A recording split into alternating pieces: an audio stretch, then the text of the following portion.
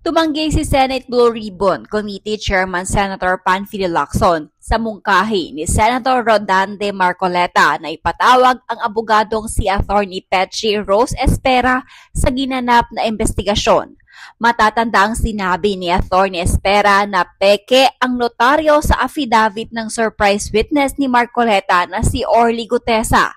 Gayunman, iginiit ni Lacson na hindi pa ito ang tamang oras upang ipatawag ang naturang abogado.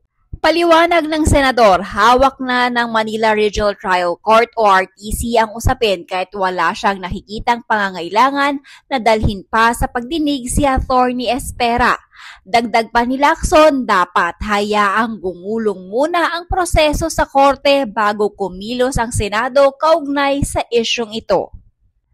Kung matatandaan, mariing itinanggi ng abogado ang pagkakadawit sa affidavit ni retired Marine Orly Gutesa, dating security personnel ni Ako Bicol Representative Zaldico, na nagsabing naghatid siya ng malaking halaga ng salapi kay dating House Speaker Martin Romualdez. Sa isang liham na ipinadala sa ilang media outlets, nilinaw ni Attorney Petchy Rose Espera na hindi siya ang nagnotaryo, pumirma o nakibahagi sa paghahanda ng dokumento na binasa ni Gutesa sa Senate Blue Ribbon Committee noong September 25. The signature and notarial details attributed to me are falsified and unauthorized. The use of my name and notarial commission in connection with said document is spurious, fraudulent, and injurious to my reputation as a member of the bar and as a commissioned notary public.